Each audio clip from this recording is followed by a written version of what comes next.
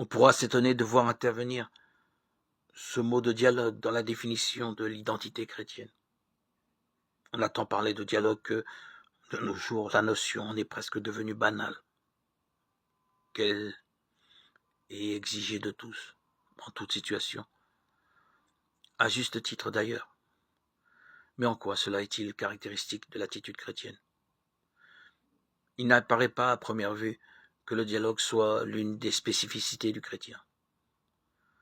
En réalité, il s'agit ici d'un dialogue qui se situe à un tout autre niveau que les dialogues purement humains. Un dialogue humain est d'ordre psychologique ou politique. Il traduit un rapport sociologique entre des personnes.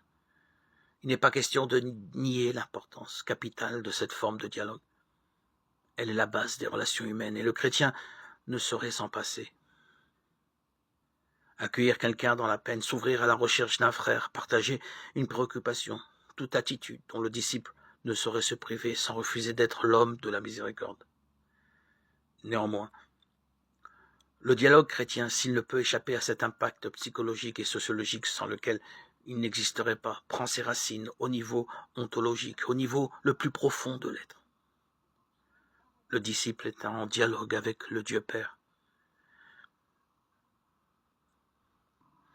Et par conséquent, en dialogue avec